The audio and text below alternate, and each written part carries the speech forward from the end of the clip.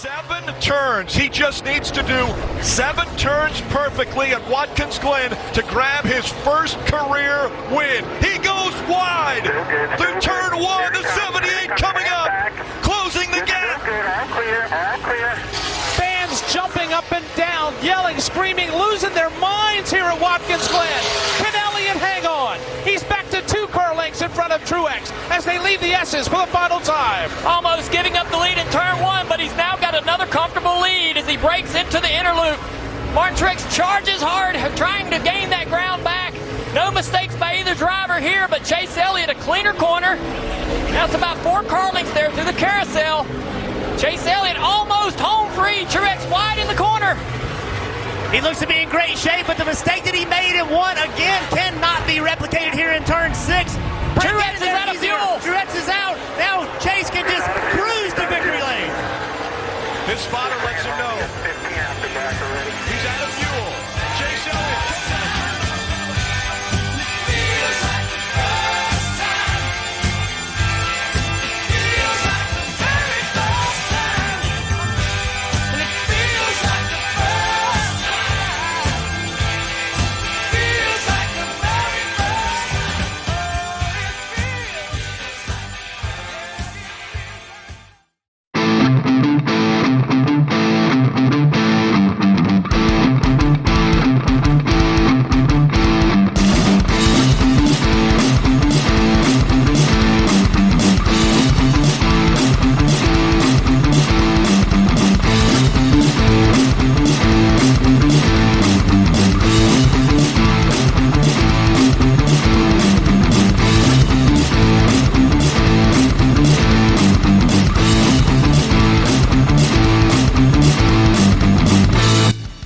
This is the IHN show.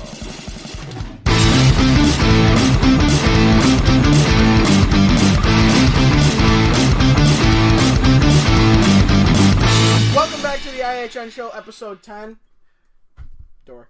Oh, shoot. Is this your first time? Power video editing. Yeah. I'm not even going to edit that out. Great. Just the stupidity of it. Yep. Oops. Anyways, like I said, this is episode 10, podcast episode number 10, whatever the hell you want to call it, of our show. Today, number 10, hit double digits, we have come prepared. For the first time. For the first time, and it took us 10 episodes, but we got there. Finally did it. Got there, damn it. Okay. Yeah. Great to be back. We got 3 pages worth of stuff to cover. Oh, it's going to be good. And there's a lot of... We're going to be on the NHL one for a while because I put some really good stuff on there. Oh my gosh, we have 2 huge names. Yes, it's going to be great. Man. But first, Well, IndyCar. it's actually the only 2 names that were... Oh, yeah. It's the only 2 players that were actually re-signed since Thursday when we last... Oh, yep. So, anyway. But the weekend, your weekend, without spoiling the good news, your weekend, and the bad news, your weekend. Not bad, yours? Mine was pretty good. Mine was really good. Yep. Yeah. It wasn't, it was fine. Mm-hmm. And I hope your guys' weekend was good too. See, I put in here, try to shoot for 5 to 6 minutes for the monologue, and we're not even at 2. Oh. Wait. Yep. Oh, wait, I don't even have that open yet. Jeepers. Well, you know that thing I always said we were prepared for the first time a second ago? Scratch that. Yeah. Never mind. Yeah. What the hell? Okay, now we don't got our sounds up. Great. Oh, it's because I moved it by accident. Oops. That's... This deal. Shoot, where'd it go? Open the frickin' file! There it is. Yay! Alright, anyways, about us being prepared. That's about it right there. Yeah, so, pretty much. Yep. So, anyways, as Andy said about 5 hours ago, let's go into IndyCar.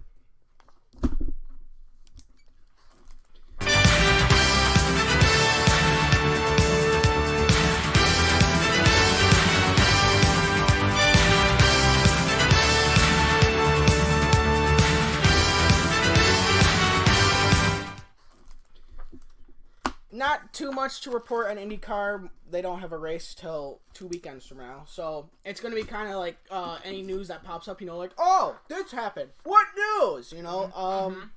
I wrote this yesterday, so if anything came up today, it'll have to be in Friday's show, because this is Wednesday's show. I wrote this on Monday, and we're recording this on a Tuesday. But there are some things to go over, and I like it.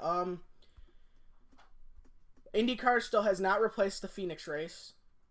So I don't know what they're waiting for. I don't know. Andretti is not the only team looking to partner with McLaren for the 2019 season, mainly for Fernando Alonso. You remember how I said that they have until this Sunday, so the 12th or maybe the 17th. I don't know. 12th or 17th. They have until that day to make their decision. If not, Andretti's like, you guys are sorry, hit the road. We're not gonna help you guys out because you're taking too long. Shut up. So that's there. Other news. IndyCar is very much possible for Alonso. He is very interested in IndyCar. He's interested in the idea of leaving Formula One and going to IndyCar for a year or more. So, in my opinion, that will really help. That will help boost the sport, because Fernando Alonso is a very well-known. Wow, that's news. Save that for NHL. Let me write that in. Let me hand you the pen. I'll just write that at the top of I'll just write that in the margin.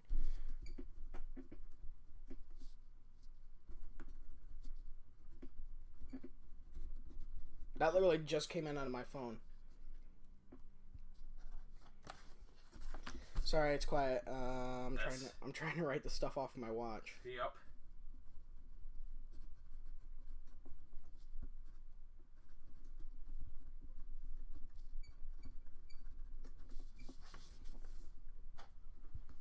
Okay. Wow, that's... I can't remember. I can't say I've ever heard of that guy. Anyways, so obviously Alonso, he's Formula One. Yup. And my thinking that if Alonso comes to IndyCar, I wonder if he'll pull any of his fans from Formula One to IndyCar. Yup. I mean, IndyCar, it's kind of like it's second if you come into most popular motorsports in America, in my opinion. First is NASCAR, obviously, with all 3 people watching it. Yup. Next is IndyCar with 2 people watching it, and then everything else is at 1. Yep. 1 person watching it. Yep. So, and I mean, especially when IndyCar is more of a Midwest sport, because where's the Indianapolis 500? Exactly. It's in Indiana. Yep. It's Midwest. That's the Rust Belt. Yup. So, and I mean, a great example of this is you go to Mid Ohio, and that place was packed. There was a bunch of people there. You go to like Texas, not so much. You go to Phoenix, there's hardly a soul there. It's more of a Midwestern sport. Yep. So I think that's maybe why they haven't replaced the Phoenix race, if they're looking for a Midwestern track. Yep. To replace Phoenix. And I would hope it would be an oval, just to keep it how they are now. And maybe they extend the season, which is another thing I wrote down. I saw on the IndyCar page that they asked drivers what they want more of. What changes would you like to IndyCar? One of them being they would actually like more races in the season. Nice. Which is actually the opposite of what everybody else would be saying, is we want less. I mean, especially NASCAR. My opinion, NASCAR has too many races.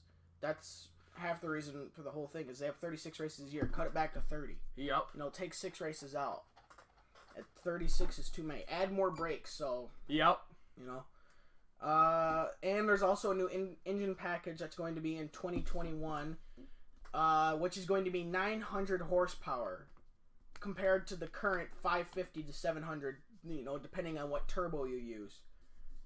That's a big jump. Yeah, big time. Yeah, and right now, IndyCar doesn't like how fast they go now, which is 235, 236 at Indianapolis. Yep. And now they're going to give them more horsepower, so they're only going to go faster. Holy smokes. I mean, again, that's bass backwards of what everybody's trying to do. We're trying to slow down cars, not make them faster. Yep.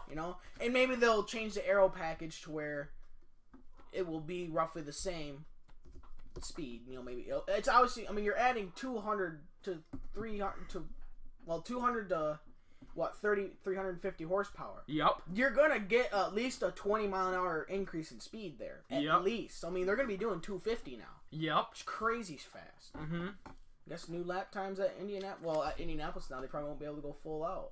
Yep. Because, I mean, they already have troubles. I mean, they coming off the corner, they're already like 2 feet away from the wall at 230. There's no way they're gonna make that at 250. They're gonna have to start lifting. Exactly. But another thing that drivers wanted is they want more push to pass time. You know what push to pass is, right? Push to pass? Push to pass. Is that kind of like the bump and run?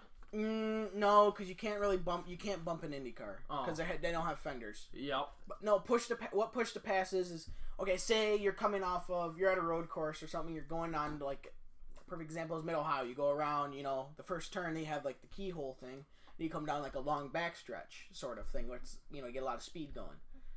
If you have a good run on somebody coming out of that like hairpin, what you do is you hit they in the driving steering wheel because they have like 6 different options for fuel mileage and crap, and then they have other buttons, and one of them is a push to pass button. If they hold down that button, what it does is it increases the horsepower for cars, so they can pass people. Oh, that's what push to pass is. Okay.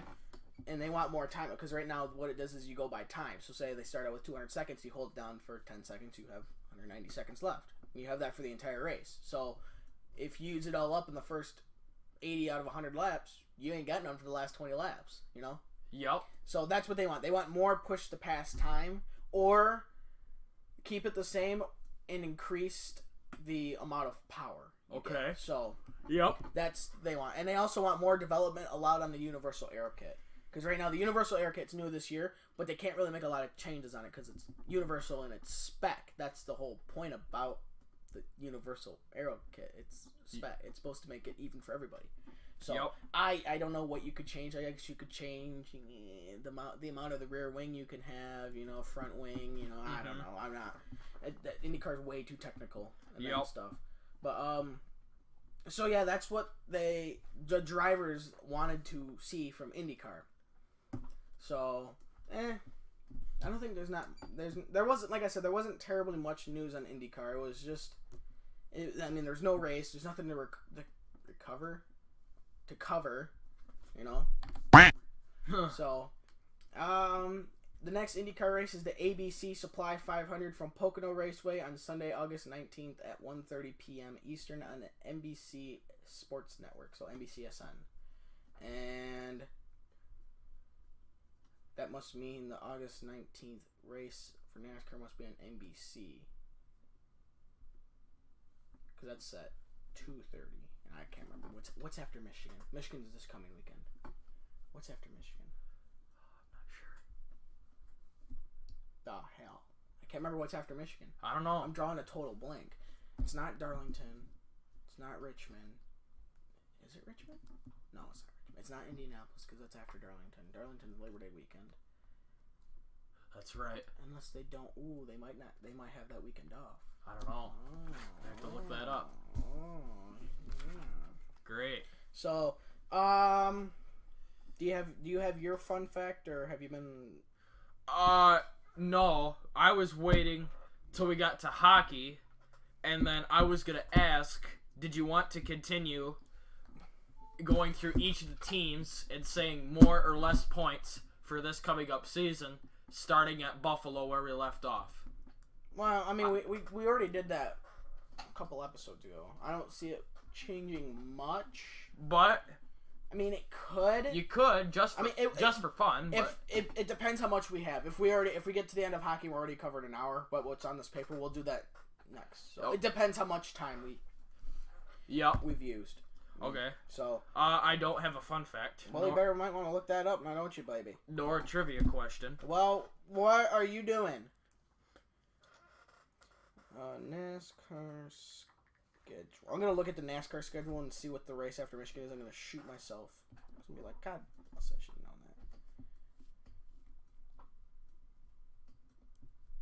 that. Oh, it's Bristol. I'm gonna shoot myself now. So it's the Bristol is after Michigan. And that's Saturday night, so that makes sense why the IndyCar race is on NBCSN Sunday afternoon. Duh. So, my fun fact is kart/champ car. We already had that conversation. Yep. back when IRL really came around, because when kart split, it was split from USAC, so United States Auto Club or something like that. I think that's what it is. And then, but in 1994, IRL, so Indy Racing League, which was soon to be Indycar, was formed. And they took over USAC, or they still ran under the USAC thing. So when the Indianapolis 500 round, USAC still raced it, and Champ Car just hopped along with them, because it's the Indy 500. But when IRL took it over, they reserved, obviously, 33 positions is the amount of spots that are allowed in the Indy 500. And IRL reserved 25 out of the 33 for their own cars in their own racing league. Well, Champ got pretty pissed off by that one. And so what they did, and what they forced their drivers to do, because Champ made their drivers only allowed them to race on their races, they actually ran a 500-mile race at Michigan International Speedway on Memorial Day weekend due to those said conflicts with the combined race between IRL and Champ for the Indy 500. Obviously, the race drew very little crowds, as logic would predict, and the race at MIS on Memorial Day weekend only lasted from 1996 to 1999. So it only lasted 4 years. So that was my little fun fact. Didn't know that till I looked it up. I looked something up. What did I look up? I looked something up to come up with across that fun fact. I was like, hey, that's a fun fact. I'll write that down in my notes since I'm doing my notes. So, you got your fun fact already? Yeah. Today, Junior. During a race in NASCAR, Oh, you've already lost me. a driver can lose as much as 10 pounds from body sweat. I've heard that before. Holy cow, I haven't. That's crazy. Other than that, that's all I got. But what it is it's just water weight. Yep. It's all the water, and you just sweat it out. Like, they did that on Mythbusters, actually. Yep. Except the original myth came from the Indy 500, not NASCAR. But again, same difference. I mean, if you're running Indy 500 versus, let's say, the Michigan race in August, where it could be, 100 degrees almost, or the Daytona 500, or the Coke 600. There you go. That's a good one. Or again, it could be very, very hot. So yeah, Yep. that's amazing that you're like, oh yeah, your car is 10 pounds lighter than what it started with. Really? Never would have guessed that one. My guy only sweats in the car. Sweats his ass off. Look at, you see that right there? Okay, that's not the weight of the fire suit. That's the water in the fire suit. All right. So, there's our fun facts. You have your trivia too. Trivia? No, I gotta look that up. That's after hockey, right? Yeah, but I mean, you could look it up when. Oh, okay. So, anyways, let's go on to the good old hockey, where we have some big news. Oh, do we ever?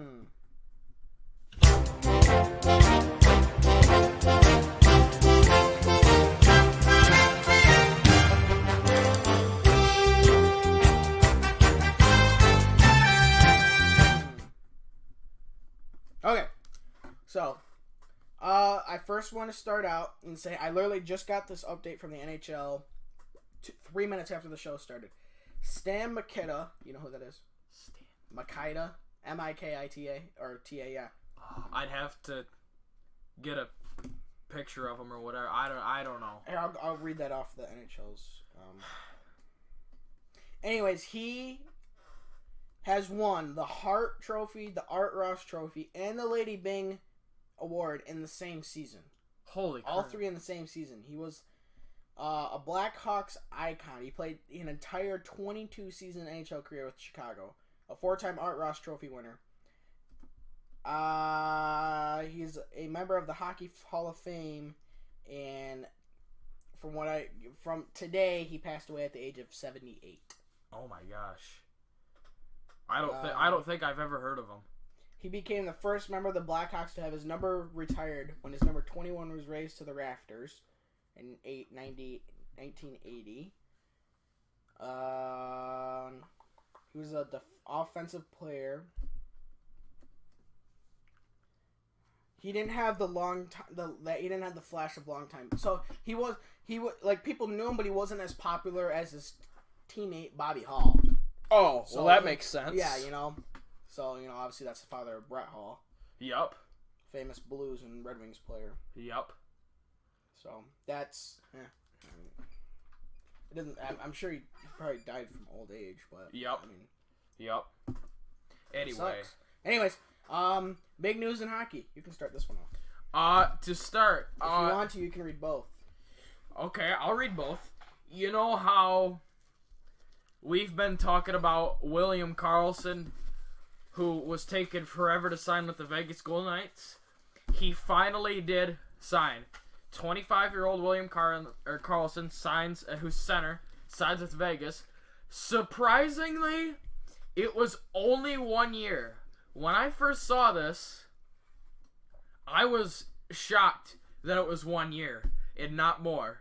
And then he signed for $5.25 million for this next coming year. He played all 82 games last year, an unbelievable 43 goals, 35 assists, 78 points. It's unreal. 4 points short of a point per game, 12 penalty minutes, and get this, plus 49. Holy crap. I saw that, dude. Not just his plus 49, but when he signed, I was like, that's big. I think, Yep. if I'm not mistaken, he signed through arbitration. So that's why he only got a year. A year. So, Yep. and, which doesn't make sense because Vegas has a ton of salary cap left, Yep. which blows my mind.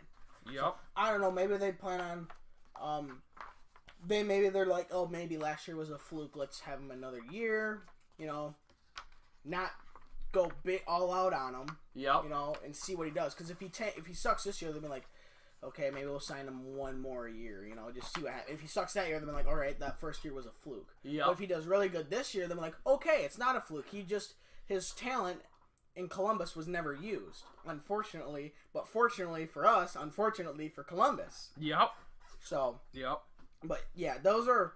He was besides Jonathan Marchessault, he was their number one guy. Yep. I think they were pretty even in stats. Yeah. I just thought about that now. I should have wrote down his stats. Yeah. But anyway. oh well. A bigger. I would argue this is almost a bigger one. I would say this is just as big. I'd say they're pretty equal. Anyways. But anyway, I would say between if Karlsson and Marchessault, who I call Jonathan Marchese, are tied for first or second or whatever for the Vegas' Golden Knights best players. Third, last year I would say James the real deal Neal, but he went to Calgary. Shoot. I would say that's Marc-Andre Fleury. Who's third? Yeah, I could see so. Actually, I'd argue he's almost first. Oh yeah. He has damn good stats. Yep. And the thing is, he's getting up there in age, but he's really, really consistent. Yep. You can go into a game and you can expect that he's gonna be pretty damn good. Man, Yep. every once in a while, a goalie will be off his game. You're asking him to play 60 games a year. There's gonna be 1 or 2 bad games in there. Yep. 1, 2, 3, or 4 bad games in Yep. there. And not only that, speaking of goalies, John Gibson for the Mighty Ducks of Anaheim, 25-year-old, same as William Karlsson. Is that an expansion team? The Mighty Ducks of Anaheim? No, why? Because there's no such thing. I know, but Anaheim Ducks, Mighty Ducks Actually, of Anaheim. their third alternate jersey is actually their Mighty Ducks jersey. I know. That's really sweet. They're gonna wear it for home opener against the Red Wings. I heard. The Ducks are. Which Their is sweet. Their home opener, yes. Yes, which is dang sweet because I love that jersey. And ironically, the reason why Detroit's playing Anaheim and Anaheim's home opener is because this is Anaheim's 25th season, and Anaheim's first game was versus Detroit in Anaheim. Wow. So that's why. Nice. I saw that statistic. I was like, that's pretty cool. Yep. Which Detroit totally mopped the floor with them because they were an expansion team and they didn't have crap for players because they didn't do the expansion draft like they did last year. Yep. So they pretty much only signed free agents. Yep. John Gibson re-signed with the Mighty Ducks of Anaheim. 8 years. When I saw that, it's unbelievable.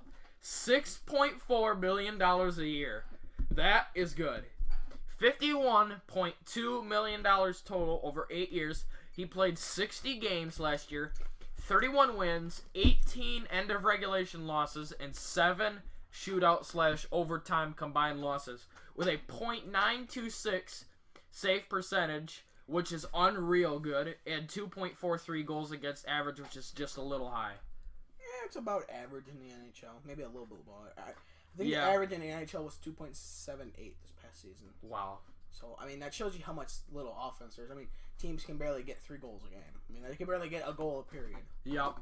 So, the reason why they can sign him 8 years is he's only 25. He's only 25, that's why. You know, if he was 30, it'd be like, what the hell are you doing? Exactly. You don't sign somebody who's 30 for 8 years. You sign him for like 4. Yep. 4 or 5. Maybe, I would say 4. Don't sign him for... So, and... Yeah, he's a solid goaltender. I think last year he was a little better. It might have been just in the playoffs he was a little better. I don't know. Maybe it's because he was more brought out to me because they played Nashville. So, I mean, since Detroit wasn't in it, I was like, okay, hi Nashville, I'm with you guys now. Yep.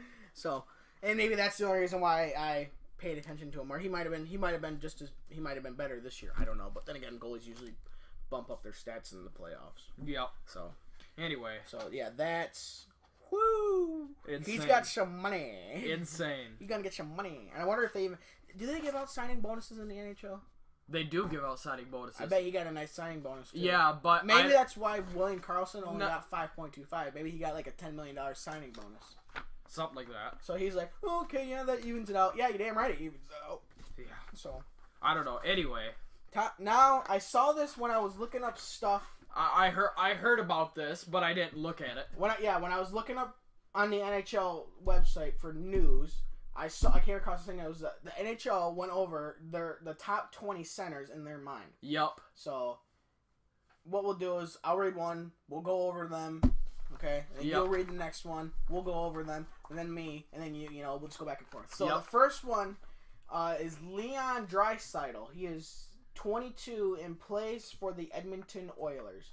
He played in 78 games, 25 goals, 45 assists for 70 points, and was a -9. Okay, see how those numbers go? It goes games played, goals, assists, points, plus minus.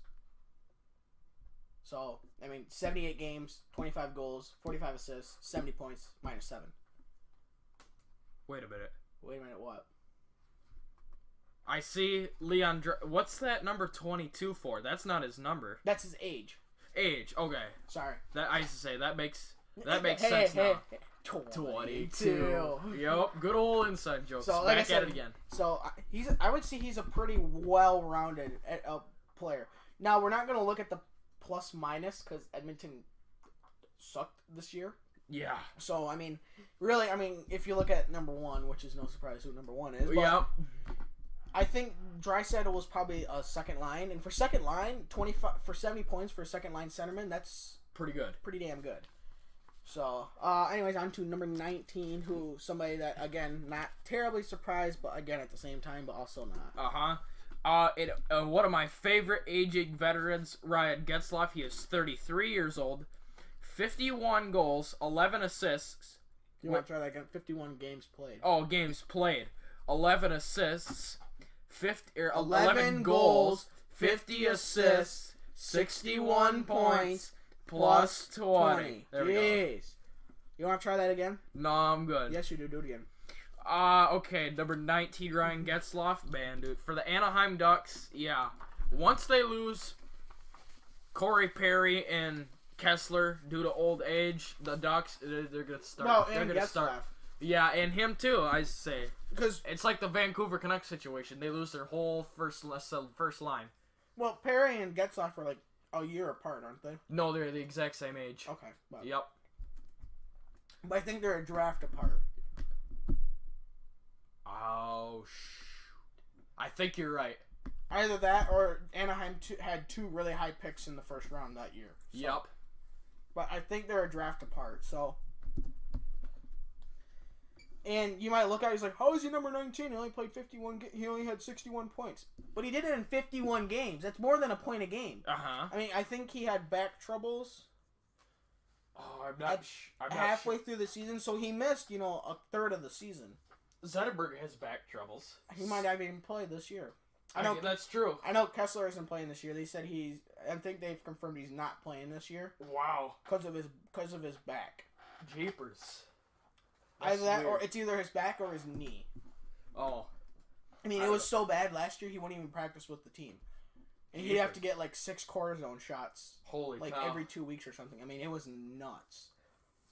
So, yeah, Getzlaff, he's definitely Getting older. he's getting old, but he's still a very good centerman for 33. Yep. I mean, 11 goals, 50 assists. Hot dang. Jeez, I mean, he's averaging Dishmaster. Yeah, he's just under averaging an assist a game. I know. He's like the older version of Willie Nee. Yeah. So. Number 18 is Sean Couturier for the good old Philadelphia Flyers. Couturier, yeah. Couturier, I've heard Couturier and Couturier. Oh, yeah, me too. I think they say Couturier, though. Yep. Yeah. Yep. Yeah. I've watched... The only time I actually watched the Flyers broadcast is when it happened to be on NBC and Morancic was playing, and they said... It's the only time I actually watched the Flyers play. He is 25. He played in all 82 games. Had 41 goals, 35 assists for 76 points, and was plus 34. Hot dang. Yeah, he's a very good piece to fill. Tearing it up. You know what actually surprised? I think, isn't Claude Giroux a centerman? Yeah. I'm surprised he's not on this list. That's true. I mean, we're only at 18, but I remember seeing it. I never typed his name on this. He's not on this list. What the heck? That's not right. All right, put him at 21. At 17 and a half. Yeah. So, yeah, I can see it. And for 25, he's doing really good for 25. He's definitely going to be... I could see them building around him. Yep. Because, I mean, Giroux's only 28, I think. So, I mean, they Yeah. have that's young... his number 2, ironic. Yeah. They have young talent in Philly. Yep. They're just not using it properly, I think. Oh. But anyway, number 17. Speaking of 17, and speaking of William Karlsson, who is a centerman, we just announced his stats. He's age 25. He just hopped right to 16. Yeah. Holy crap. Matthew Barzal for the New York Islanders. Yep. He's 21 years old.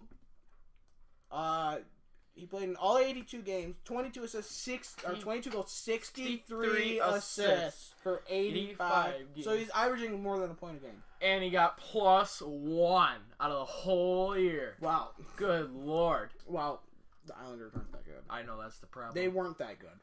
They used to could, right. So. Back in the day when they won the cup 4 years in a row. Back in the 80s. Yep. So now it's unfortunate because I should say. Yep. now he doesn't have. Because I mean, Tavares is gone to the Maple Leafs. Yeah, but he's on this list. But yeah, but it's like they don't have much in the Islanders now. Yep. They have Barzal. That's about it. Who's their goalie?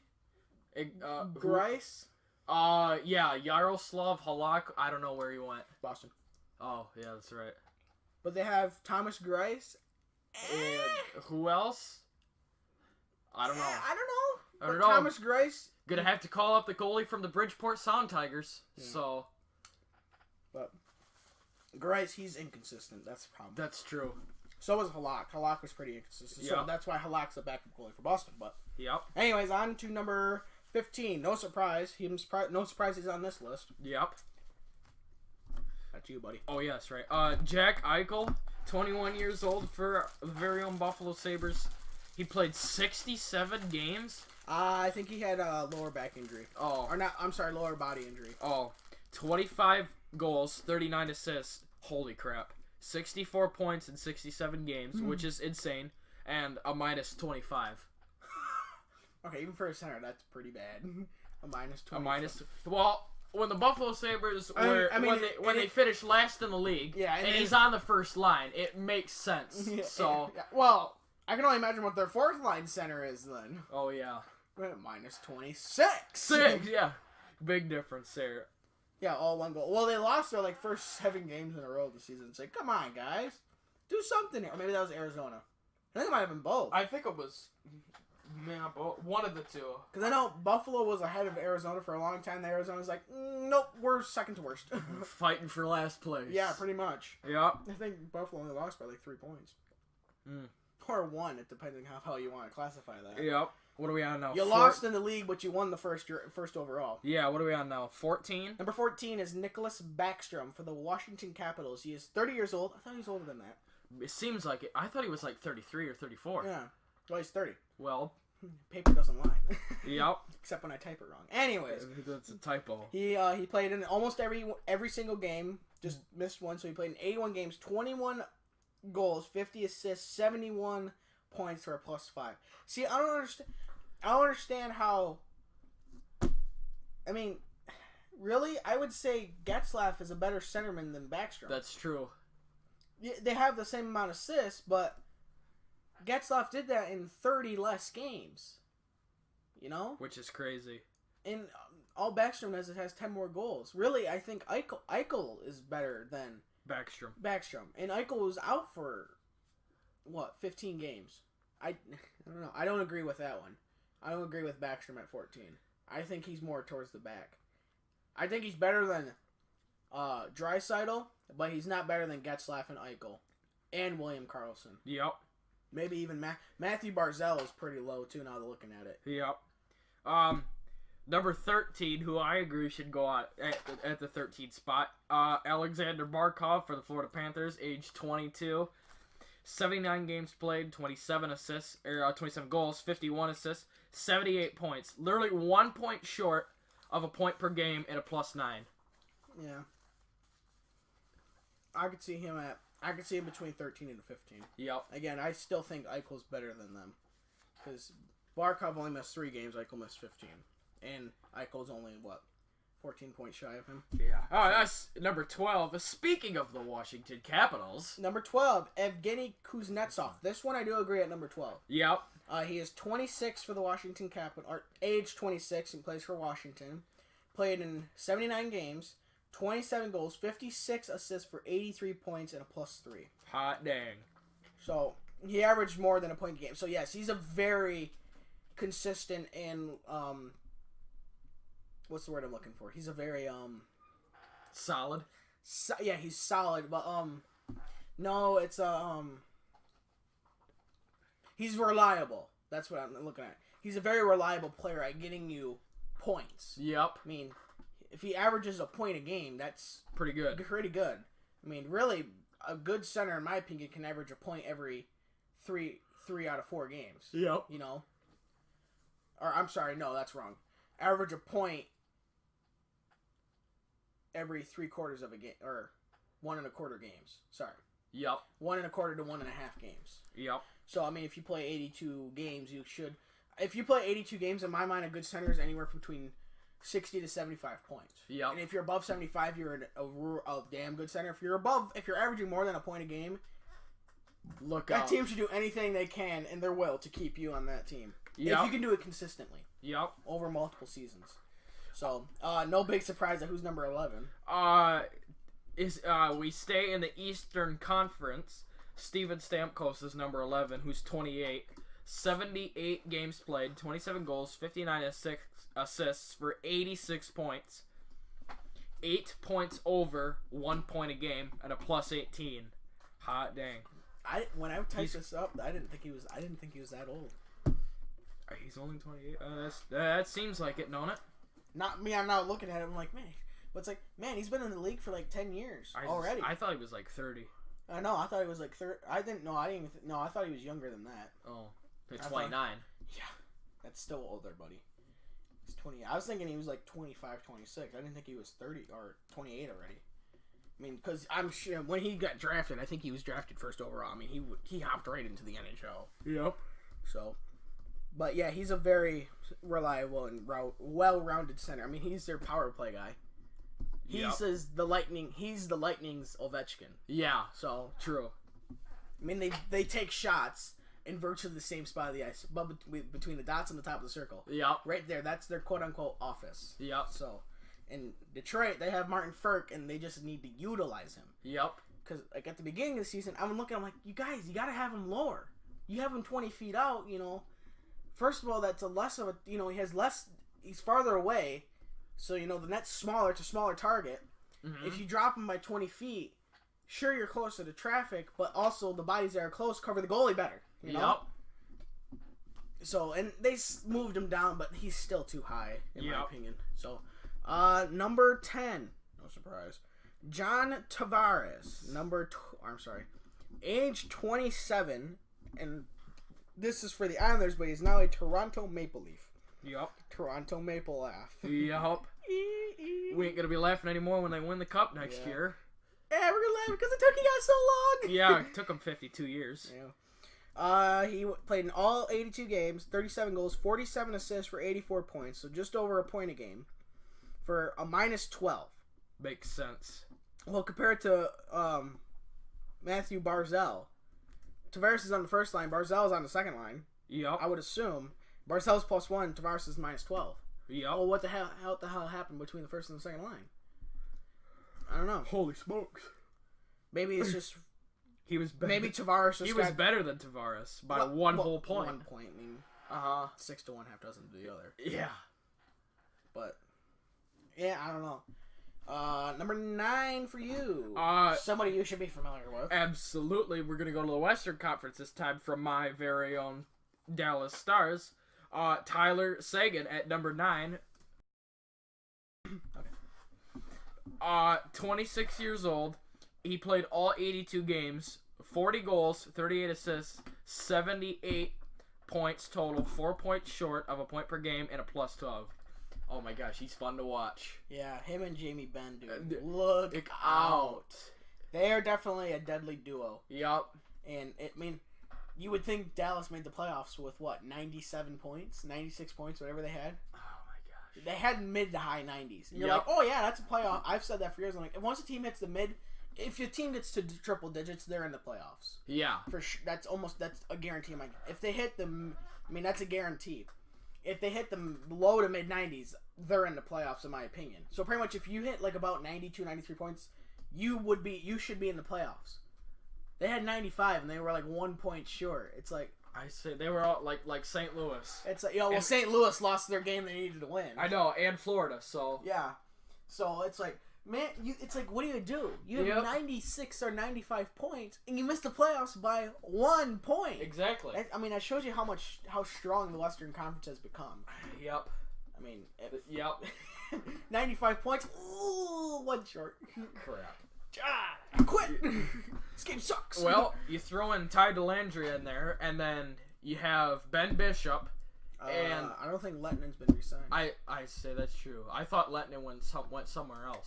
We haven't. I don't know. Him yet. But if Ben Bishop has a solid year and you throw Dellandrea in there, they should make the playoffs. Well, Bishop's getting pretty old though. But if he was pretty dang good last year. Stays consistent, and Ben Bishop tends to be injury prone. Oh yeah. He tends to get injured a lot, and it tends to be a groin because he's a tall guy. Yeah. So that doesn't help him. So Stamkos rubbed off on him.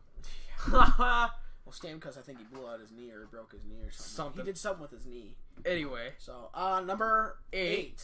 Back to the Eastern Conference. Oh, he hates to say this name. It's not this name. It's just a team. Yeah, that's true. Team. No, it's better than the other name. Yep. The Rat. Uh-huh. Patrice Bergeron is 33. I didn't know he was that old. But the thing, he's 33, which is getting up to the end of your NHL career. As old as Getzlaf. Yeah. He's old as Getzlaf, and 64 games played, so, he's at 33. You're not going to have a player... You don't really see many players that play a full season above 30. Yep. 30 goals, 33 assists for 63 points and a +21. See, 8, in my opinion, is a little generous for him. Look at Look at what Eichel did. Okay, he did it in 3... He got 1 more point in 3 games. Okay? But he's a -25. And what team did he play for? Exactly. The Buffalo Sabres. They suck. Patrice Bergeron played for the Boston Bruins. You're on a good team already. Yep. Eichel did great stuff on a crappy team. I think 8's way too generous for Bergeron. That's true. And maybe they're like, oh, because he's 33. How's it any different from Getzlaf? Exactly. So, and it's like... Getzlaf has just almost as many points in 13 less games. 2 points shy in 13 less games. So I think Bergeron, if Getzlaf is 19, Bergeron should be 18, not 8. So I think we have a little bit of Bergeron. I think we have a little bit of Boston biasm in the NHL Network room. Anyways, on to number 7. Back to the Western Conference, age 25, Mark Scheifele for the Winnipeg Jets. 60 games played, 23 goals, 37 assists for exactly 60 points, exactly 1 point per game at a plus 18. Yeah. He's crazy. Yeah. I mean, I think he's for a second line center, he's pretty good because Line A is first line center, I believe. I thought Line was on the. Wait a minute. Line is left wing like Ovechkin. Oh, he is? I think right. so. I think okay, so. Scheifele might be on the first line. If he's on the second line, that's good stats for a second line. First line? I think he's a first line. First line, those are Wait a minute. average stats. Second line. He is second line? Is Blake Wheeler a center? No, wait, Blake Wheeler's a right winger, right? I don't know. I wrote him down in my notes. I don't know. See? Can't remember this stuff. I know. I wrote him down, but I didn't write down. Yeah, Blake Wheeler's a center. Where did you find that? Second page. Or third. Yeah, second page, about halfway down.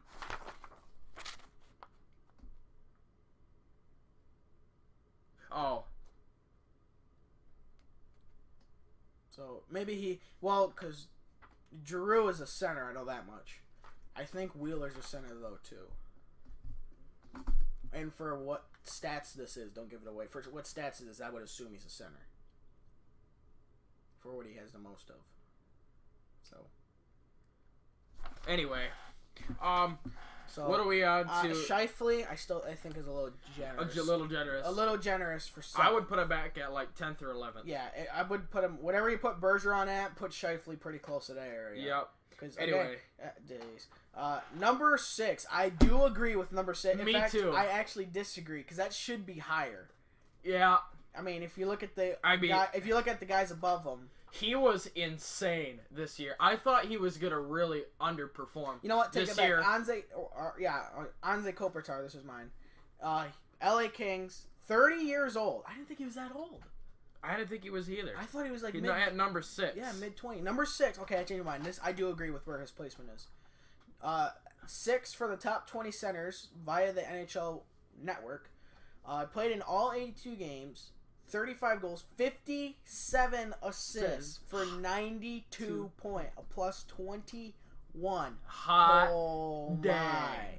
Holy crap. Yeah. He really proved me wrong. I thought him, Anze Kopitar, and Dustin Brown, the former captain, was going to underperform this year, and I thought the Kings weren't going to make the playoffs, but they proved me wrong because he was insane this year. Well, I mean, holy crap. They made the playoffs, but they didn't. I mean, they got swept in the first round, but... Yeah. So, but, yeah, I mean, yeah, I was thinking Kopitar was getting a little washed up. He's getting pretty old, he's not going to have the same stats. And he comes out with this and probably one of his best seasons. It's like, holy crap, my. Mofo, you 30. Do that next season. Yeah, can you do that for the next 8 seasons? Yeah. Oh, my gosh.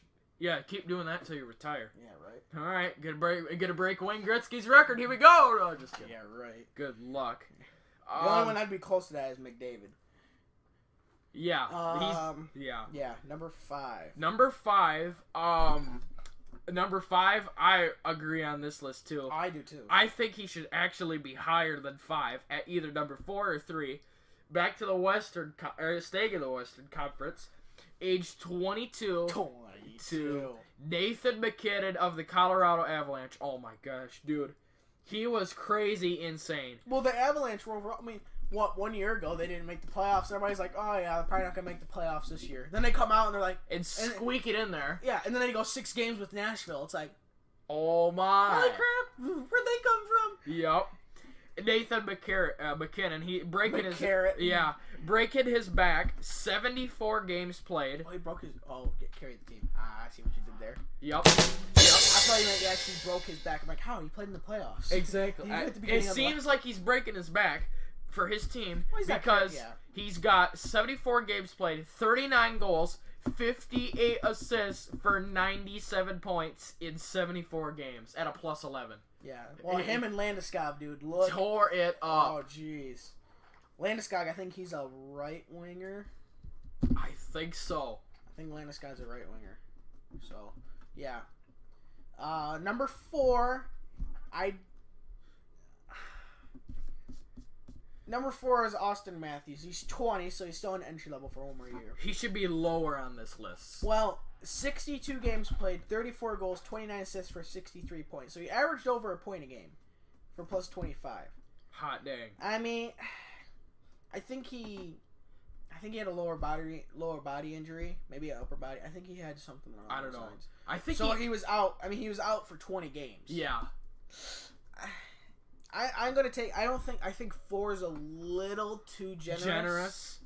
I would see him in the top 10. Top 10 for sure. Top 5. I'd see him just out of the top 5. I would not mind seeing McKinnon go up 1, Anze Kopitar go up to 5, and Austin Matthews go to 6th. Yep. I could actually see that. Yep. And maybe even Austin Matthews to 7th to replace Mark Scheifele. I mean, well, no, he did better than Scheifele in my opinion. So, I could see, yeah, move McKinnon and Kopitar up 1, so McKinnon's at 4th and Kopitar's at 5th, and move Austin Matthews to 6th. I could see that. But 4th, that's he underperformed in the playoffs. Yeah, for sure. But yeah. Anyway, and I mean, it was a sophomore. It was a sophomore season. Oh yeah. It was a second season. So, but I mean, you come out the first season. Nobody knows what you can do. So you're kind of a you're kind of a free spirit because like, oh, what can this kid do? Well, then you see the first game, he scores 4 goals, and you're like, oh, he can score, okay. Yep. And then they still lose. Toronto that first year was just a total show. So, crap. Now not only the team for number 3 and number 2 that we're gonna hate saying, but the players. You don't have to say. We don't have to say number 3 and 2. I didn't write down the team name. We can skip to number 1. Yeah. Wow. Well.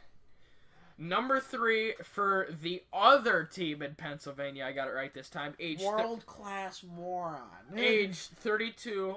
Hey, guess what? Guess what that is? 23 backwards. Exactly. Gino Malkin.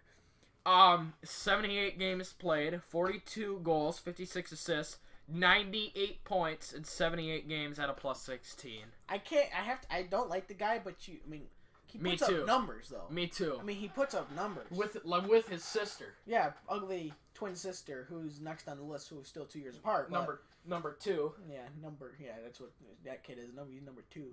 Uh-huh. He's number... Yep. So, I don't like him. Neither do I. Like I said, but he puts up points. Yep. I mean... 98 points. That's way more than you're asking for a center. Yep.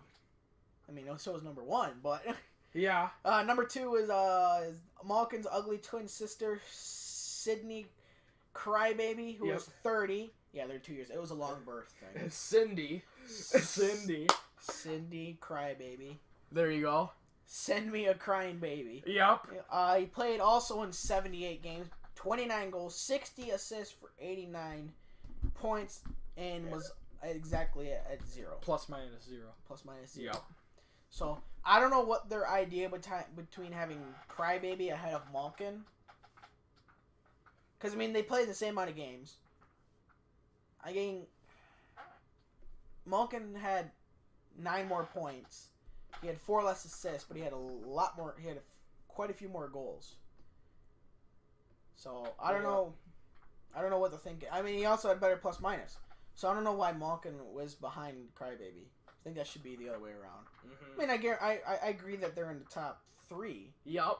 But those two should be flipped around in my opinion. And it's because, well, Malkin's 2 years older. Yeah, you're right. He's 2 years older, so he should be ahead of the younger kid, damn it. Exactly. Oh, man, you get to read number 1. It's not fair. I know, yeah. Number 1, we all know number 1 for the man, I hate this show. Exactly. Number 1, Connor McDavid, as I like to call him, Connor McJeepers, because when you see his skills, you just say, "Good Lord." 21 years old, he played all 82 games. Shoot, he won the what trophy is that called for the most points by a single player in a season? Gosh, okay, it's a race. Here we go. Calder? That's Rookie of the Year. Oh, is it? Yeah. Calder is Rookie of the Year. Well, he won that too, but Last year, yeah. well, 2 years ago. Oh, 2 years ago, yeah. 3 years ago, actually, because he's going to be on his contract this year. Yep. Because last year was his last year of entry level. Gosh. It's not the Adams, is it? No, that's coach. Jack Adams is the coach. Yep. Campbell? The Clarence S. Campbell? You mean? Yeah. That's for the Eastern Conference Champions team. The Lady Bing is the most gentlemanly player and best at the position. And then the Hart Trophy is most goals, I think. The most goals in a season? That's the Maurice Richard. Oh, yeah, that's right. Then what's the Hart Trophy? Maybe that might be most assists. And then there is no most assists. Well, that's stupid. You have most goals and most points. How dumb is that? I know. You ain't got most assists. I know. Gretzky Trophy. There we go. Damn it. Yeah, there you go. I can't remember. Gonna have to look. Is it Art Ross? No, it's not Art Ross Trophy. Art Ross? Shoot, I think you're right. Because there's only like 7 awards they give out. I used to say, the Vezina and the William M. Jennings is for goaltenders. Yes. So there's 2. Then you have the Jack Adams, which is the coach. You have Lady Bing. You have the Art Ross, and the there's one other one. It is the Art Ross. Oh, I knew it. Damn, no, I knew it. Damn it. Yeah, what's the difference? I only listed off all but one because there's like 7 awards they give out. Well, one of them's the President's Trophy. The President's is the Most best points in a season for one team. Yes. Yeah. How many awards are there? There's 6 or 7 that they give out during the NHL awards. Besides the Stanley Cup. I think there's 6, not counting the President's Trophy. Let me look it up. We are not prepared as normal. Yes, we are not. We're both looking it up.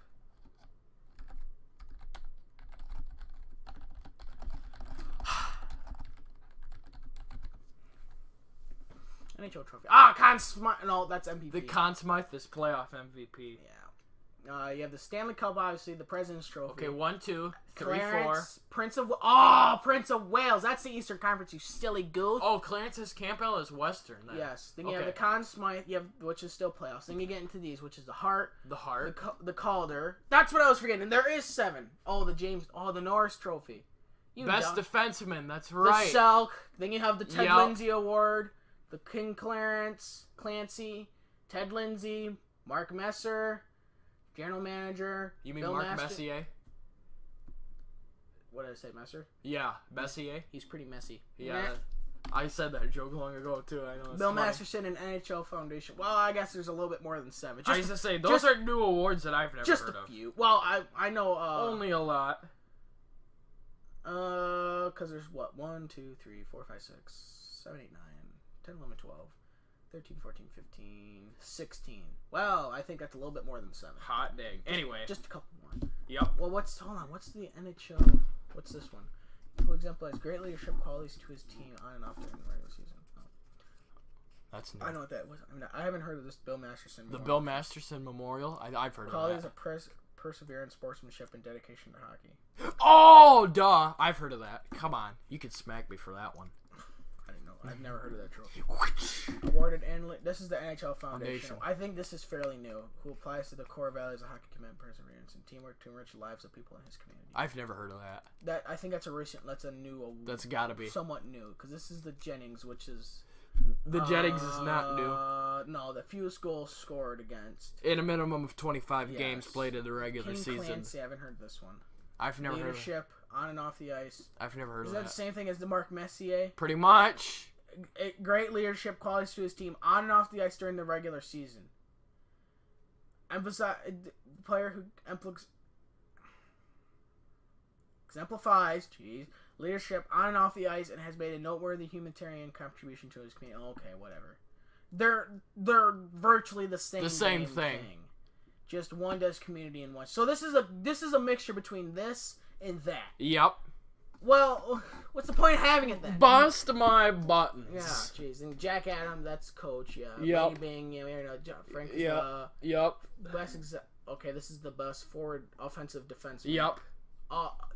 Most defensive offenseman. Yep. There you go. Yeah, Art Ross is most points. By the way, Connor McDavid won it. Yep. Who won the James Norris? Who won the James Norris this year? I think it was Victor Hedman. Yeah. Haha, I beat you to that one. Okay. I was just gonna say it was the guy from the tall dude from Tampa. Tampa Hedman. Yep. He's ahead above everybody else. Yeah. Nice. Oh wait, I don't even have it open yet. There we go. There we go. There you go. Okay. Right, anyway, on to that. Okay. Let me see here. Okay, hold on. We ain't done yet, Skipper. I used to say now it's time for Skippy. Now we go on to there's still more NHL stuff, dude. I know, but then I was gonna do my more or fewer points. No, dude, we're already at an hour. Crap. We gotta save it for next episode then. Hey, that gives us something to talk about for next episode. Great. All right, NHL special events again. Came across this one. One of the first ones, which is actually coming up pretty soon, is the China games between the Boston Bruins and the Calgary Flames, which is just 2 preseason games taking place in Universiade Sports Center in Shenzhen, China, on September 15th and on September 19th at Cadillac Arena in Beijing, China. Nice. That's different. I think this is the 3rd year they've done that. So again, it's only preseason, so it's not even going to be televised probably. You get the next one, Skippy. NHL Global Series Challenge: New Jersey Devils versus SC Bern, October 1st. Post Finance Arena, Bern, Switzerland. What? I don't know. That's different. Yeah. They going global, damn it. The Devils are gonna smoke them. Well, maybe the SC Bern. That's probably it is Switzerland. Yeah, I don't know what league they're in, but The IHF probably. Oh, International Hockey Federation. something. So teams that go to the Olympics. Yep. Another NHL Global Series challenge is the Edmonton Oilers. Oh, give me the hard name I have to pronounce. Versus the Kölner Haie. However you pronounce that. Some German team. Haie. However you pronounce that. Somebody German. Yeah, that's fine. Yep. It's not even Kölner, you idiot. It's like Hühner. What? Where'd you get the W and the U? Exactly. Anyway. October 3rd in Lanxess Arena. That's probably like wanker. It's probably pronounced like wanker or something. In Cologne, Germany. Cologne, Germany. Nice. That's also pronounced like probably like beef jerky or something like. Yep. Cologne's like, no, it's beef jerky. You idiot. Beef jerky. X. Jack Links, Germany. Yep. Yep. The next for the Global Series, the Oilers versus the Devils. Now this is not a challenge. This is an actual Global Series game. Right. October 6th, Scandinavium, Gothenburg, Sweden. There you go. It doesn't tell me the arena name. I would assume that's what Scandinavium is. And another Global Series is the Florida Panthers versus the Winnipeg Jets. It says November 1st and 2nd. I don't know why it said that. I don't know. Maybe they're doing 2 games. They could be. And that's in Finland. So it might be they're doing practice one day and they're doing a game the next day, or they're doing 2 games, or okay. I don't know. But it's in Finland. Somewhere in Finland. It's in Finland. It's gonna be cold as hell there by that time, but that's gonna be a regular season game too. Yep. Damn. Next, the Bridgestone NHL you get to read the 2 outdoor series. Winter you Classic. bastard. The Boston Bruins and the Chicago Blackhawks. Original 6 matchup. Bruins are gonna win. January. I don't know. Even though I don't want them to. January 1st. Well, unless they totally the bed. Yeah, and the last season was a fluke. Yep. January 1st, Notre Dame Stadium, South Bend, Indiana. The NHL website said Notre Dame Stadium, Notre Dame, Indiana. I'm like, no, it's college. It's in Notre Dame University. The University of Notre Dame is in South Bend, Indiana. Yep. So, which is it's 20 minutes across the border from Michigan. So, NHL All-Star Game is January 25th through the 26th at the SAP Center in San Jose, California. They get mad if you say SAP. Oh, they do? Yeah. I've always said SAP. I say SAP too, but I heard from a YouTube video they get mad if you say SAP. It's because the company that is the company that's associated with the San Jose. I think it's the team that owns I think the SAP owns San Jose Sharks. Oh. And they're like some computer company or something. They do something with the computers, I think. Yep. And it's SAP. It's not SAP. Right. Because like the S and I the A, say, yeah, the I S know and it's the A not. and a P all stand for something. Yep. Stupid arithmetic politics. Yeah, that's what it stands for. Yep. Coors Light NHL Stadium Series. The other team in Pennsylvania, I love how you type that, versus the Flyers. Oh, the Battle of Philadelphia. Oh, that's going to be good. Wait, you just totally... You want to try that again? The other team in Pennsylvania versus the Philadelphia Flyers. It's going to be a good battle of Pennsylvania. There you go. February 23, one day before my dad's birthday, Lincoln Financial Field in Philadelphia. Nice. So yeah, it's pretty good. Yep. Hey, guess what? I got a stat of the day. I got on the standing NHL. I found that tab finally. Nice. When I was looking for stats, because the thing kept failing, like I said, which is actually the next thing we're going to do, individual stats from players. It kept saying, sorry, we could not find your page, or it does not exist. I'm like, what do you mean it doesn't exist? Exactly. And I just happened to look, it says, understanding NHL history. I was like, oh, that's where it is. You bastard, you moved it. Yep. It used to be popping up like right on the side there. Yep. Every time I went there, like a few years ago. Statistics for individual players. I did this because these are some pretty nuts statistics, especially the goalies. Yep. Holy crap. Oh. Give me your paper real quick. Okay. This ought to be good. There you go. I just wrote the number next to the goalie. If you can read that number. What is that, 8? There you go. Okay. All right. For the most goals, for the regular season, Yeah. Alexander Ovechkin, who's a left wing, had 49. Oh, one short. Short of 50. Yeah, Oh, yeah, don't yeah. that just grind your gears? Yeah. Yep. I gotta get like a bleep, like boo boo boo boo. Exactly. Yep. I say, so he got the Maurice Richard, and then there is no award for most assists, who went to Claude Giroux and Blake Wheeler at 68. So they're both centermen. Both and one short. Yep, and they're going to have to fight for first for that. And then we all know who got the Art Ross Award this year. Most points, Conor McDavid at 108. It still blows my 108. In 82 games. Holy crap, that's like a point and a half. No, it's a game. point and a quarter a game. Yep, at least. Yes. Plus, minus, none Shocker. other than William Karlsson. Nah, that is no shot. That is no, yeah. At plus 49. You notice how all three of these, the assist points and plus minus were all centers, and yours was a left winger? You should have had the record for the least for minus, like plus minus, like Devon Shore or whatever. Oh, I would have. I could look that up. Okay, worst plus minus. We gotta look that up. Why? Research purposes. Oh, it's a vacuum cleaner. Duh! I was like, what the Heck. It's like somebody doing burnouts in the driveway or something. What the hell? There goes one set of tires. Yeah. Go by player. Do you want me to read the rest of this while you look that up or not? I'll do this. Goals against average. Now these next four are goalies. Yep. Goals against average was Carter Hutton at 2.09. Unreal for the St. Louis Blues. And people are like, oh, that's no better than Gibson, who had 2.48, whatever it is. But he played in probably less games. I think. Let me see. Plus minus. Nick Leddy I think he plays for the Islanders. A defenseman, 80 games, 10 goals, 32 assists, 42 points for a minus 42. He got a -1 for every 1 point he got. There's a wash right there. Yep. And had 20 penalty minutes. He averaged just over a half a point a game, which is pretty good for a defenseman. Half a point a game? Yep. That's pretty good. If he would have played in 82 games, probably he would have had exactly... Well, if he played in 82 games, he would have had like .51. I was close. Devon Shore was 7th. He's played for Dallas. Yeah. Yep. Where's the first Detroit player? Where's the first Detroit player? Holy crap, there's no way. Matt Duchene, Shane. minus 22. Holy crap. In 26. Played for Iowa, I forgot. Yep. Keep going. Holy crap, they're this good? Scott Wilson. Nah, but he doesn't count. Oh, yeah. Thomas Tatar, he don't Thomas Tatar. He doesn't count. Gotta be a player that stays with Detroit the whole time. Holy crap. There's no way. Andreas Athanasiou minus 15. Really? You and me both. You tell me defenseman did better than him? Where's the nearest Mike Green? Minus 14. Mike Green, yep. So one Cronwall, Firk, 14. They're right next to each other. Denning, 14.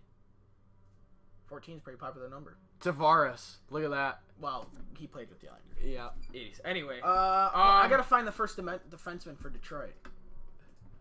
This is unreal. You did. Well, Green. besides Green. Crap. I'm going ahead on pages. Besides, I gotta find where Jonathan Erickson is.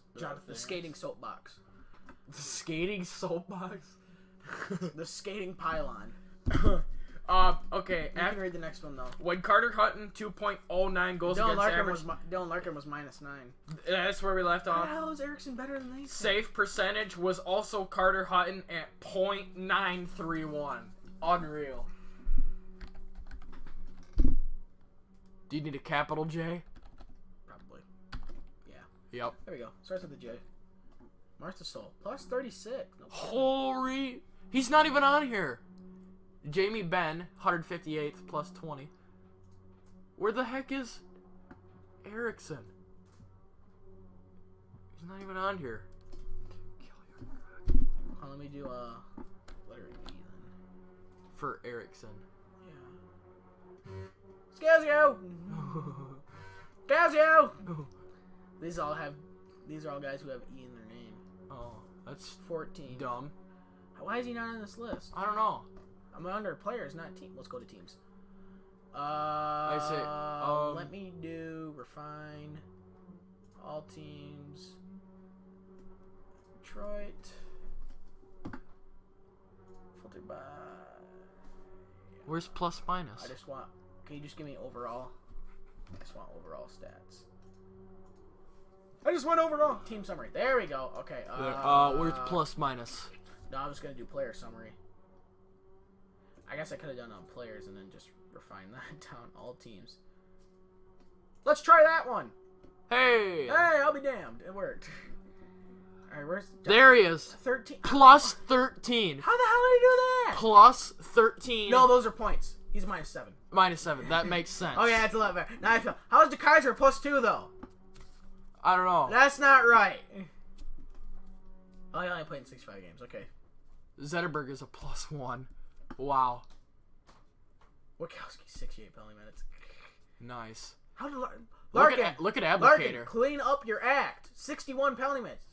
You have as much as a fourth liner who played virtually half your games.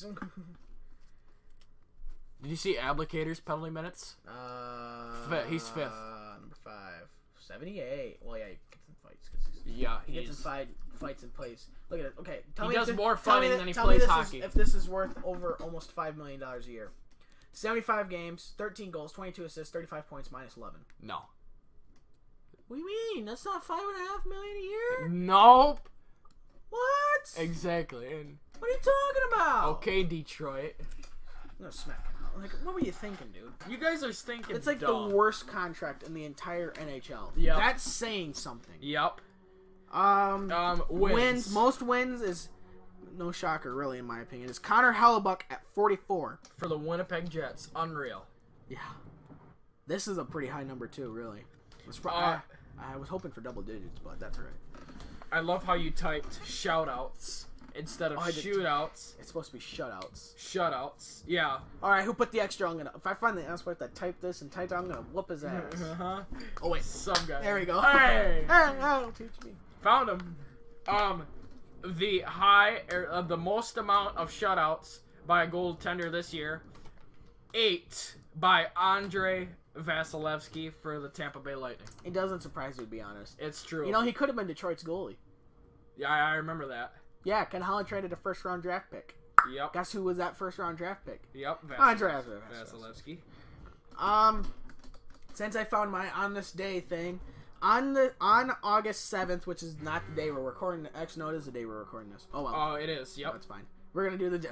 By the way, when we do on this day for the NHL, we're doing the day we recorded it, not the day it comes out. Yep. Because I can't find the day when it comes out. Yep. August 7th in NHL history, Sidney Crybaby is born in Cole Harbour, Canada. August 7th. So now he is 31. Mm-hmm. Cindy Crybaby. Sydney. I know, Cindy. Cindy Yep. Crybaby is born in Cole Harbour, Canada, which I have no idea where the hell that is. All right, on to your trivia. You got your Trivia. You got your trivia question? Yeah. Okay. Who's first? Go Go ahead. Oh yeah. Well, since it's typed on the thing. Yeah, mine's typed out. See, Okay. his isn't typed out. Next time, you tell me the trivia question. I'll type it out Okay. for you. What is the most? The trivia question is an NHL question. What is the most amount of goals scored in one period by a single team, including the team? So you have to guess the number of goals. That was the team that scored the number of goals. You have to guess the team and the number of goals scored, and the total amount of goals scored in one single period. One game. In one single period. Yeah. Between the two teams, and this is actually also the same game. Okay, here we go.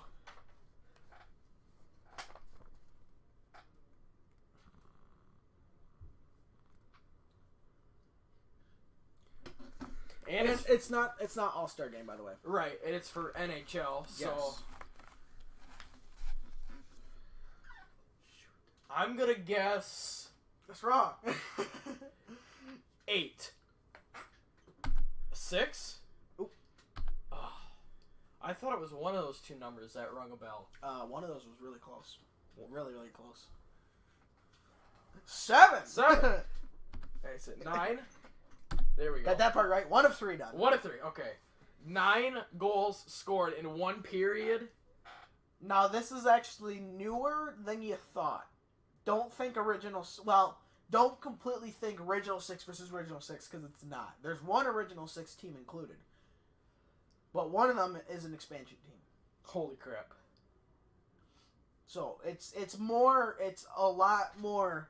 It's not as old as a statistic as you think. So there's 2 teams that scored 9 goals in one period, right? No. I'm saying for the game. Oh. Who was in the game? Sorry.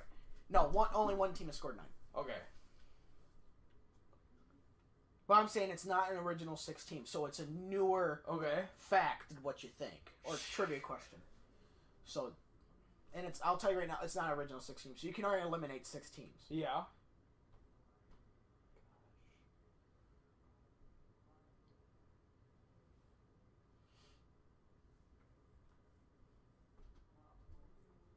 You said it was a relatively new team. No. It's relatively. It's somewhat new. Newer. Oh. It's not original 6. Yeah, I know, but So. an expansion team. Eastern Conference. Eastern Conference did this.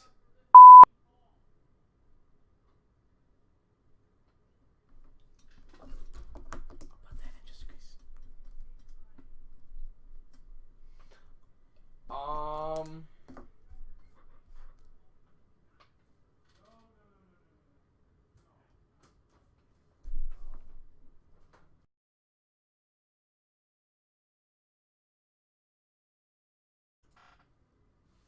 Okay, Metro Division. Okay. Pretty sure it's Metro.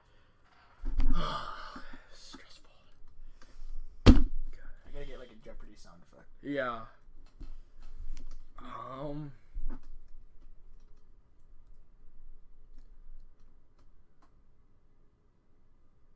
This team has has not won a Stanley Cup. Oh, that helps.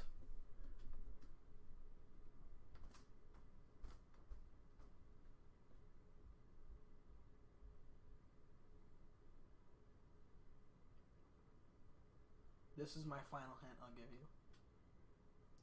This city only has 2 major sports teams in it.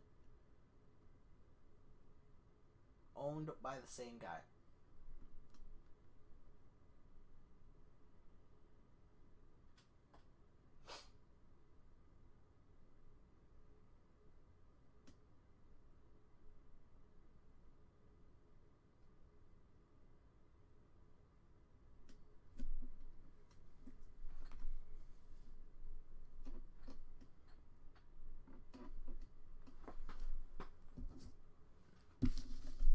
That's recording, you can say it. Yeah, I know, but I'm You can rip that out then. riff that off. Yeah, Okay, I'm gonna that's- use the back of this. That's fine. I'm gonna write down every team in the Metro Division.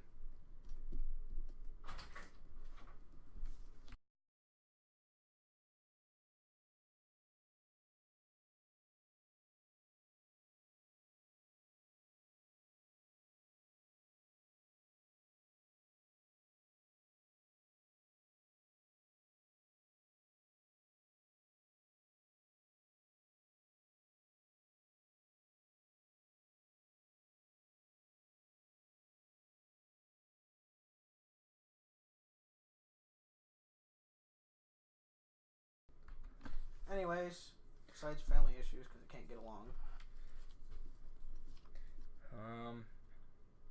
Hold on, what do you have for the Metro Division? I want to make sure I have the right team. I want to make sure I have the right division here. Islanders, Penguins, Flyers, Hurricanes for the Metro Division. Let me see. There's 8 in it. There's 8 to say. Both New York teams are in it. Oh. I think. Yeah. Let me look. The Rangers are in the Metro, yeah. I know that for sure. Capitals, hello.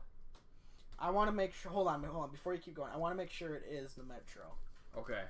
I think it is, but I'm not completely I'm just trying to get this right on the first try. That's all that matters. I want division. Nope. I'm sorry. Atlantic. I knew it.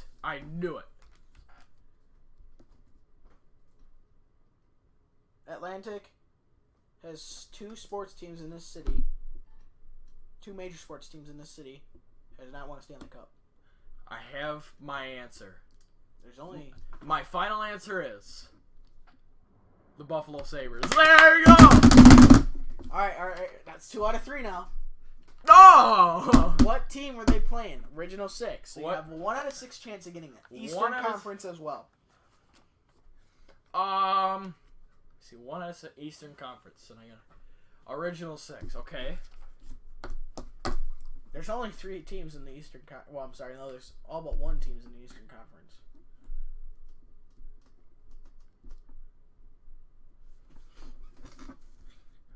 Wings, Laughs, Habs, Rangers. Sens. Senators. No, they're not the original 6. I thought they were. No. The Senators played when the original 6 was around, but they were not in the original 6. Well, that's dumb. Boston. That's what I thought. There you go. There's your 5 out of 6. Because the only other 6 one is Chicago, and that's Western. Eastern Conference team. Okay. And I gotta pick one? Yep, you have a 20% chance of getting it right. 20% chance of getting it right. Who are they playing against? My guess, I am going... I'm going to go for... Well, no, you got the first answer wrong, so... Oh. Because you said 8, then 6, then 7, then you got 9. Yep. So it's 9 Buffalo Sabres. I am going to guess... I have my answer. I am going to guess... the Toronto Maple Leafs. Let's go. All right, guys. What year? Do you just want to... I can't remember what year it is. I didn't write it down. Do you want to guess how many goals it was? This won't count. How many goals? Just throw out a number. It's obviously more than 9. Oh, the total number of goals they scored in the game? In the one period. They've scored this many goals in one period. Like, Buffalo and Toronto's... The amount of goals they scored in one period combined is this number. Now I'm... Okay. Because Buffalo scored 9 in one period. In the same period, Toronto scored X amount to get a total of X. Or to get a total of Y, I should say. Okay, a total of... So I'll say my answer 9 for plus Y. X equals Y. I'm gonna guess 16. 15? Crap. Am I going the right way? Yeah, you're going the right way. 14, 13, 12. There we go. 12. Wow. Yeah. Holy crap. Think about it. Buffalo really took it to. I think it was in the second period, too. I think it was the 80s that happened. Wow. Whoops. All right, your turn. You know me in numbers, and numbers are also in years. And speaking of trophies that we discussed earlier... 2001. No, 2007. Oh, jeez. Who is the 2007 Lady Bing trophy winner? That's Zook. Yep. Nice. Here we go. Plain and simple. All right, now we're on to NASCAR. I like it. All right. I need my pen.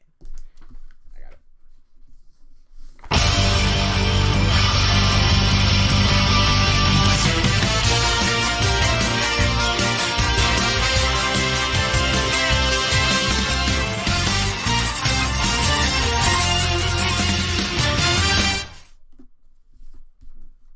Okay.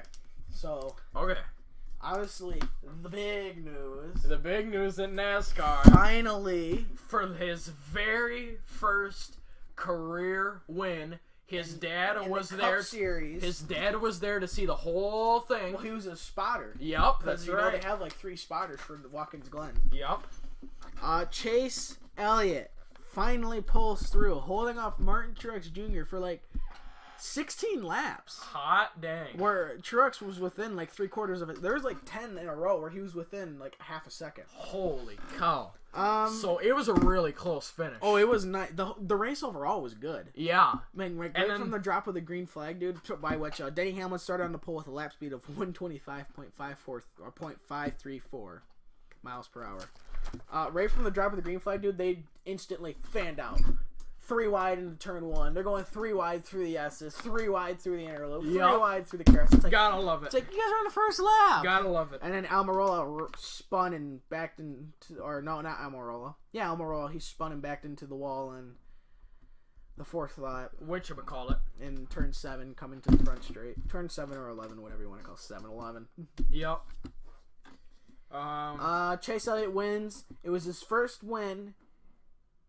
Just like Bill at a road course. Yep. Elliott's first win was at a road course, actually at Riverside. I thought it was at Watkins Glen too. No, it was at Riverside. Okay. Chase obviously was at Watkins Glen, both a road course. Nice. And Bill had 8 second place finishes before he got his first win. Chase Elliott had 8 second place finishes before his first win. How awesome is that? And what are the odds? 2 to 1. 2 to 1. And if you want to combine this NASCAR into hockey, Chase Elliott did it in his 99th start. Good old Wayne Gretzky. Yeah, buddy. Martin Truex Jr. ran out of fuel on the last lap coming out of the carousel. Yep. So that pretty much... So, like, what happened... I happened to go up to the bathroom when Chase pulled away to about a 3/4 of a second lead, and he made a mistake. So now Martin Truex Jr. was right there again. Yep. Now Chase was the better car. Yep. Just a little bit better. He was better through the inner loop, and he was a little bit better through the carousel. Yep. So Chase started to pull away again, and then Martin Truex Jr. totally screwed up the carousel. On the 2 laps ago, coming to the white flag, he screwed up the carousel. He went too high. Okay, so now Chase pulled out to like an 8/10 of a second lead. He had the race virtually in the bag. He just to do a perfect lap. He had no pressure on him, really, because Martin Truex Jr. was about a second behind him by the time they came down to turn 1 after taking the white flag. Yep. Well, then Chase Elliott, with about 4 laps to go, he started to have wheel hop, and into turn 1, he had really bad wheel hop. And you could see it because he had, like, locked up the front tires. I could see, right before he went on a shot, you could see smoke come out. I was like, oh, no, don't tell me he's wrecking. He showed the other shot. He went really wide. Like, he went so wide, he went over the curb on 1 into the extra pavement. Because he wheel hopped so bad. And he said in the post-race interview that he's like, he actually had to knock it out of gear so he didn't spin out. It was so bad. And then, Martin Truex Jr., then he came around the corner, he saw that, and so he stepped on the gas, but he was on the curb, and the tires didn't grab, so he did like a drift, which was like Tokyo Drift style thing. Nice. And then he was like right there. I mean, like 0.2 of a second, 1/4 of a second behind him. He's right there now. They go up through the S's. Chase Elliott starts to pull away a little bit. They get through the interloop. Chase Elliott has a little bit better of an interloop. Pulls ahead to about 3.5 tenths. Coming out of the carousel, they go around the back. All of a sudden, Chase Elliott just starts moving away, starts scooting away. I'm like, did he have like a bad carousel or something? Like, it looked fine. And then they show an on-car camera, and it's just dead quiet on Truex's car. He's like, oh, he's out of gas. Yay, Chase wins. Yep. He goes down to 6. He's fine. Yep. And he was almost out of gas, too. He didn't even make it around the track one more lap. He's out of gas. Yep.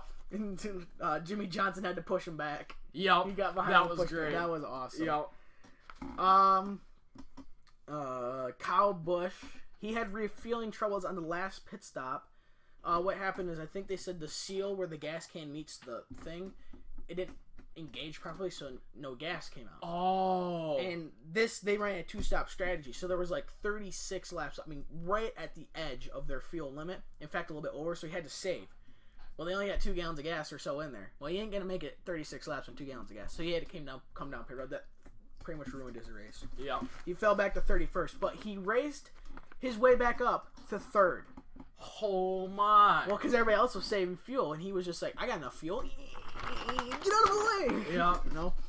So, on that same pit stop, Denny Hamlin ran into issues.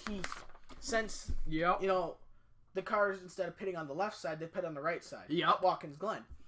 And so what Denny Hamlin's crew is they put the right side tires first, and then they go around and put the left side tires, and then as the guy in the front is done, he runs in front of the car to get to the other side before Hamlin takes off.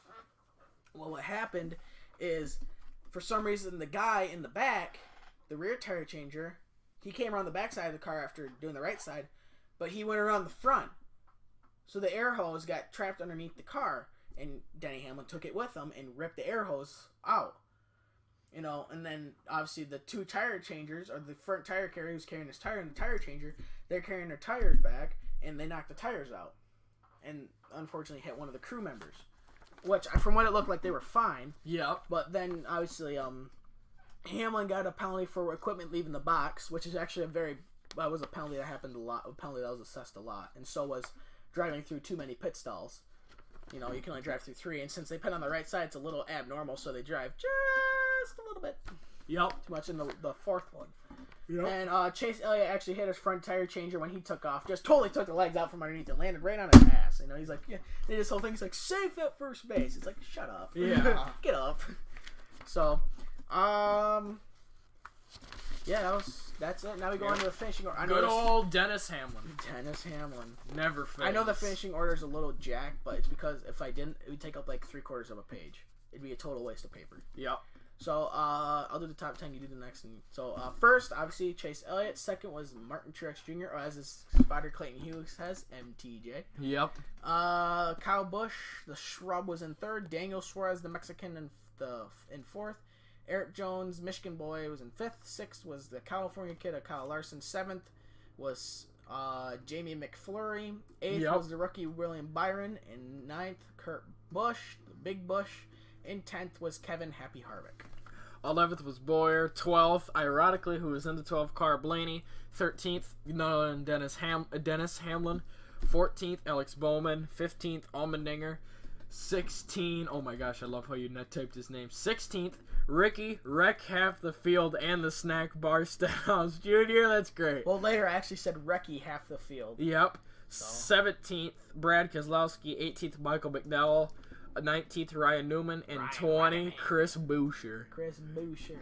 21st was Casey Kahan. I love it. 22nd was Eric Smithfield. Get that joke? Because when he raced for the King, he was sponsored by Smithfield a lot. Yep. Smithfield Meats. Yep. Eric Smithfield. Yep. 23rd was Ty Dillon. I don't have a good nickname for him. 24 was Parker, in-car reporter. Klingerman.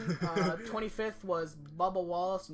25th was No Twins or Anything Wallace. Yep. 26th was I got one win at Talladega, David Reagan. 27th was I'm in the 3 car and I got 2 wins by just being stupid lucky and I don't deserve to be in the championship race. Dylan. 28th was Paul Menard. Yep. 29th was Matt the Brat Kenseth. That's a joke from when he raced it back in Wisconsin. The announcer used to say Matt the Brat. Oh. Matt the Brat Kenseth. And 30th was Jimmy 7-time Johnson. 7-time Jimmy Johnson. 31, Landon Castle. 32nd, Ross Chastain. 33rd, Matt DiBenedetto. 34th, Cole Witt. 35th, Spencer Gallagher. I do drugs. 36th, Josh Bilicki, and 37th, I have a nickname for Joey Logano, but I'm not gonna say it. No worries. Smack you, that'd be the 3rd time. 3's a charm. Yeah, you're right. Yep. Smack you, silly. Right about now. The race ran in just under 2.25 hours, 2 hours, 13 minutes, and 44 seconds.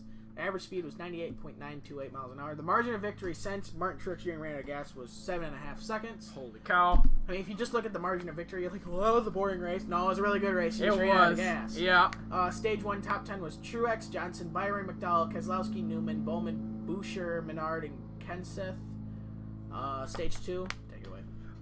Chase Elliott, the Shrub, Dennis Hamlin, Michigan boy, MTJ, Jamie McFlurry, Kevin Harvick, Kyle Larson, Blaney, and then Suarez.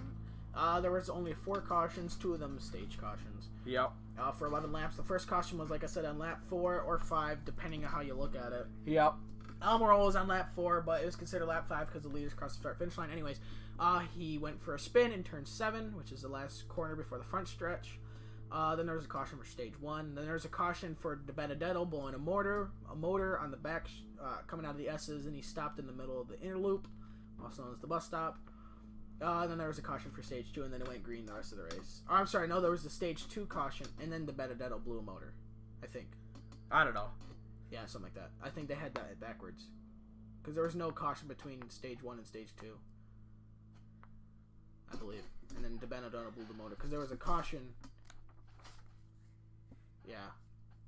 Oh yeah, and on the first lap, Logano blew his oil cooler and went through the gravel and turned 6 and was out of the race. Oh my gosh. Didn't even complete the first lap. Spun the tires. Well, yeah, because he went into the corner and he was leaking oil, so he just went like this. He's cranking the wheel, and straight. He's like, oh jeez, Yep. And then, yeah. 9 lead changes among 5 drivers of Dennis Hamlin, the Shrub, MTJ, 7-time, and Chase Elliott.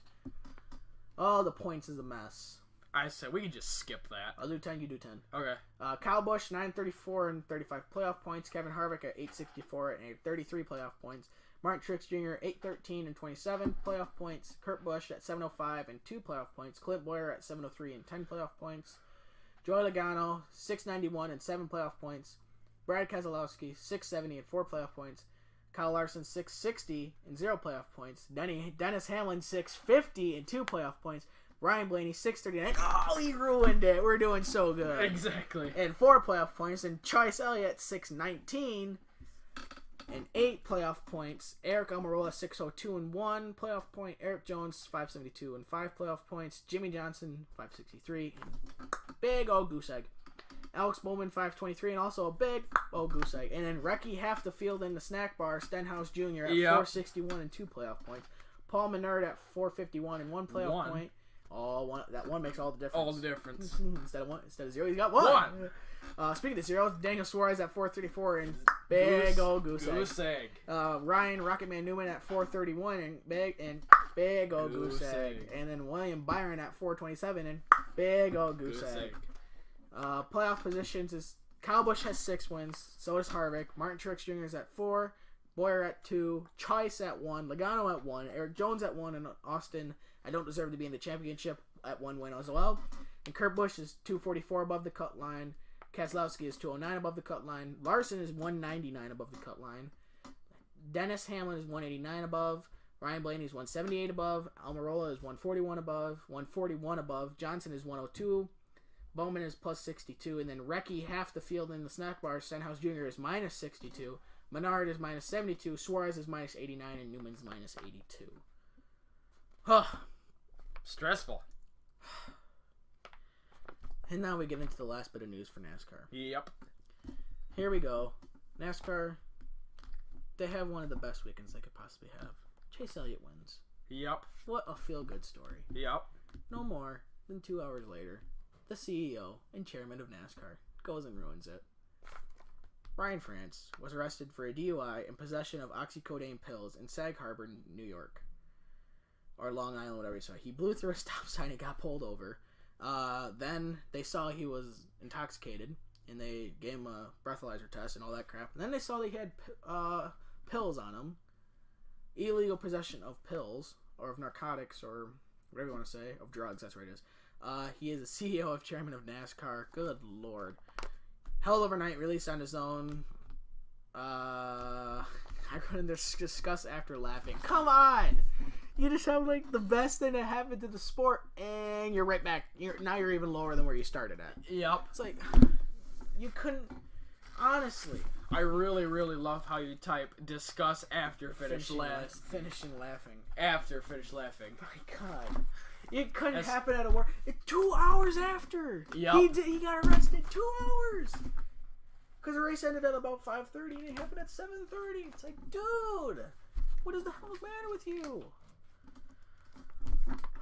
Right now, he actually, on his own, said he was going to be on indefinite leave from the CEO and chairman position for NASCAR. Right now, Jim France, I believe his nephew, is interim CEO and chairman for NASCAR right now. Jeez. Aren't there some people that just want to smack? Yep. Jeez. Right now, he's a total gong show. Car wreck. Literally. Alright, that's all we have for NASCAR. We ran over that. The next race. The next race is the Consumers Energy 400 at Michigan International Speedway on Sunday, August 12th at 2:30 p.m. Eastern on NBCSN. So I got a couple cousins and uncles going to that race. It's gonna be great. You're gonna fall asleep during it. Yep.